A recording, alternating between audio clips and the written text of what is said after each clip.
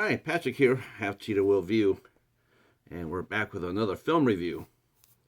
Uh, so some of you might have already saw the last review I posted was a fan-made film called Friday the 13th, Origin of Evil. Well, filmmaker Francesco Tesauro uh, has come back, and he made a part two of his Friday the 13th film, and that's Friday the 13th, Origin of Evil Part 2. And it's a little bit longer, for sure. It's a 22-minute long fan film. It was filmed in Germany. And let's get into it because there's a lot to talk about. Uh, so the movie opens up by recapping what we saw in Part 1, where Jason has gone crazy and he actually looks like he has kidnapped a last girl, the final girl. The girl is chasing. We did not see a kill. We just saw him capturing her. So anyway, but we also saw that he had been really badly wounded. Um, so if the movie picks up and it looks like he had been killed and yet he's not. So and the movie opens up 2 months later, and um, just like the first film, this one is a love letter to the first movie. There is a lot to like about that. There's there's a part. There's also some homages to part two as well. Um, and so this movie opens up with Jason in the woods again, and he runs across a young girl who's skinny dipping, and there's this guy in there in the forest who's looking at her, and while she's swimming, and then Jason comes from behind and kills him. Um, yeah, this was a very good effect, by the way. That was probably overall maybe the best kill of the two movies. That looked really, yeah, that was a good one. Um, so he kills the stranger, and then he follows and kills the girl. So we see Jason's up to no good and so he's out and about, and then we see a homage to the first film, whereas we see a hitchhiker, and she's waiting for she's trying to hitchhike a ride, and she's got her backpack and everything else, and of course this is relation to the first movie where the girl was actually I want to say it was a combination of both. The one girl in I have to think of the kill. I know in the first one where she's chased down by Pamela Voorhees, and then the other girl the overweight girl who was eating a banana, and Jason kills her. So it's a cross homage to both kills. Um, so that's what happens to her too. You know that was going to happen. So yes, it happens. And we see a orange Volkswagen driving with two girls driving in it, and they look like college students, best friends, what have you. And they're on their way to get away to the lake. They get to the lake, and soon, and that includes seeing the road is clogged up, the car breaks down. um, so just all the nice little touches you expect in a horror film.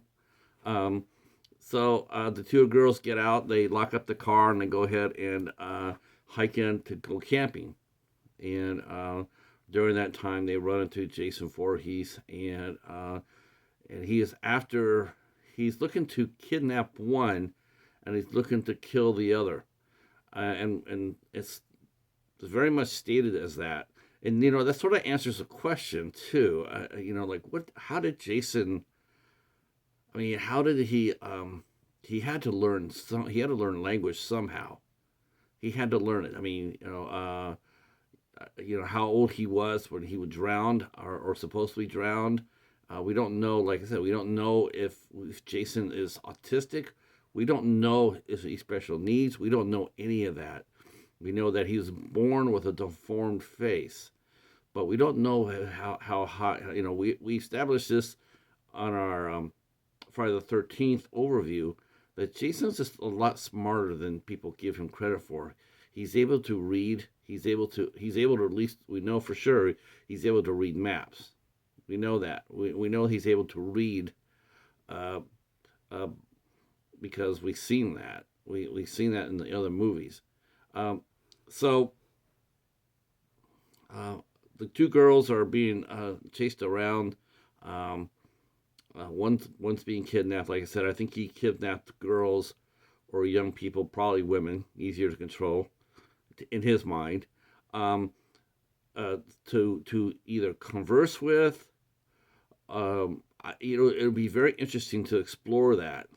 Uh, and I think Francesco has done a nice job as showing Jason kidnapping, not necessarily always killing his victims. And that's something that has never really been explored in the movies. Every time Jason came across somebody, he was always looking to kill them. But I think Francisco has opened up a jar here, a rabbit hole, so to speak, as like, wow, that's interesting. I never would have thought about that. So kudos to him for this. And it's something that the upcoming series that they're going to do, the Friday the 13th upcoming series on Victor Miller's Jason on A24. And I do hope that they're paying attention to this little fan film because he raises a lot of good questions and a lot of possibilities and storylines about Jason as a youngster. So, like, again, kudos to you. So the two girls, one girl's kidnapped. One girl is he comes back and he tries to get her, and of course there's a chase, and the final girl, who we think is the final girl, she's no easy victim. She may look a little mousy, but she's got some spirit, and she doesn't run away from Jason. She attacks him. She goes right at him, and but he is bigger and he overpowers her. But then we see her roommate or her friend has come back.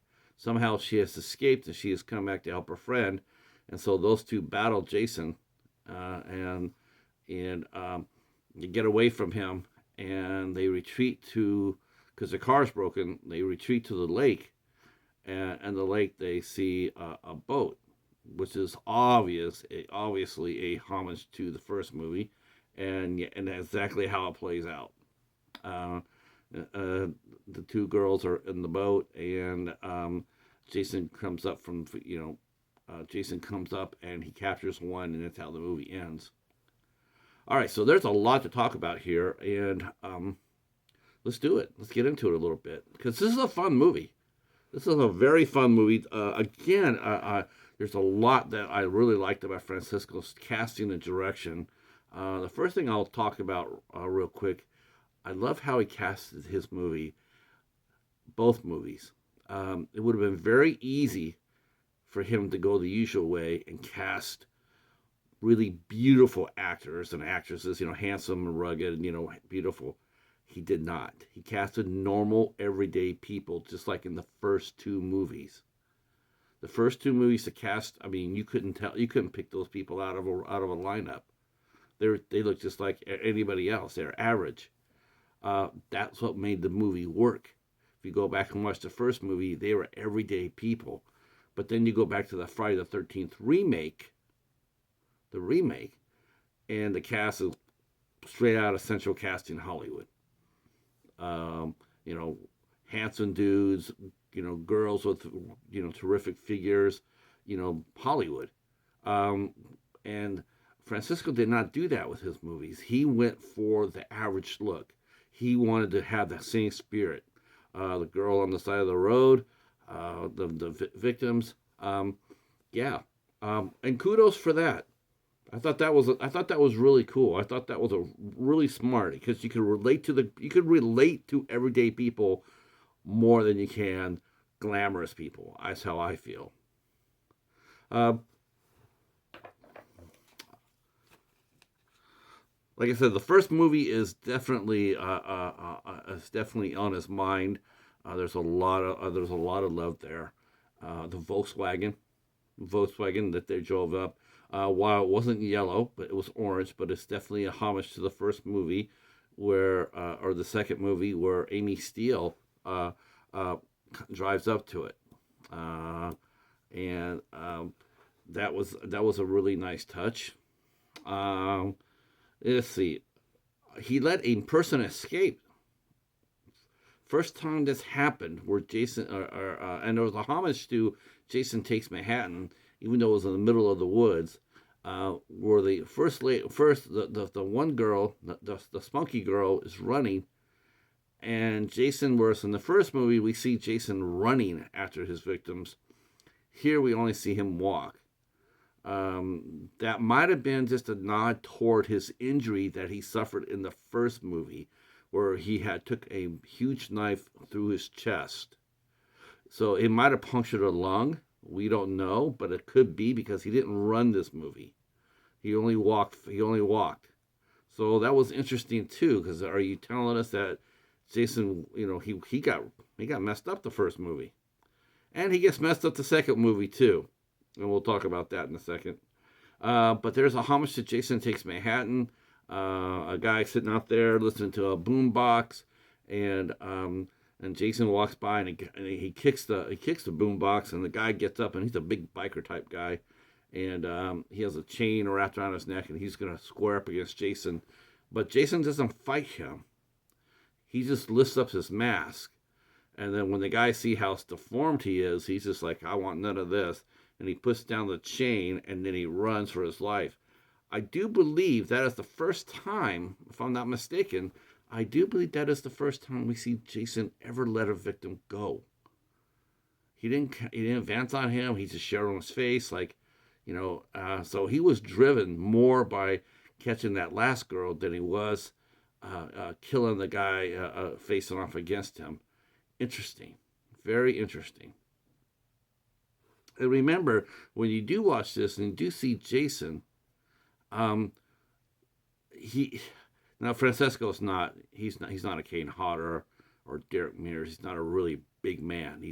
Actually, you can definitely tell this Jason's much smaller. But I like that. I like that too because it shows him he's not quite grown up yet. Because remember, this is set. Actually, I think this movie would probably be set in the 1970s, whereas Jason came out. Friday the 13th came out, I think, 1980, and Jason, I think, was 21, or I think he was supposed to be 21 then. So this is probably a couple of years before this. He's 19. He's still not 100% done growing yet. So there's still room for growth there. But so Jason's still, I dare say he's probably a teenager. I say he's at 19 at this movie. Remember, he was drowned or lost when he was about nine or 10, according to canon. I mean, and when he came out of the boat to grab the girl out of in the first movie. So he wasn't quite all the way grown yet. So this is a very nice subtle touch. I got some notes here, so you have to let me look at these because I actually took a lot of notes here because this is a very interesting movie, and it covers actually my review might even outlast the movie. I want to give real credit to the two actresses who played in the movie. And that would be Suzanne Keel, and that would be Helena Donmeyer. I thought they did a really nice job. My only flaws for this movie, the only thing I did not like about this movie is the same thing I didn't like about the first movie, and that is he's human. He's absolutely human, which I love. I love Jason, human Jason. That's my favorite. But you had, for the second movie in a row, you've had Jason get totally screwed. He got messed up. He gets a knife like this big put in his chest. Now he gets a stick put right there in the same spot. If he went down he would go down for that. He wouldn't get up. He just wouldn't. I think you would have to have him get wounded on a less lethal area to see how he gets up, and not only does to get up, but to survive what happened to him, because those are killing injuries that you're giving him. Those aren't injuries that you're going to shake off. He might get up for a little bit, but he's not going to be able to chase anybody down. He's not going to be able to kill anybody. He's not going to be able to go inside the water to go after anybody. He's messed up. You've established that. So I would think that if I know there's going to be a part 3, I'm sure it's in post, but if you do show Jason getting messed up in the third movie, make it less lethal. Like, break his hand or break his foot or something like that. Let him be in pain, but let him be mobile. Let him be able to come still at you.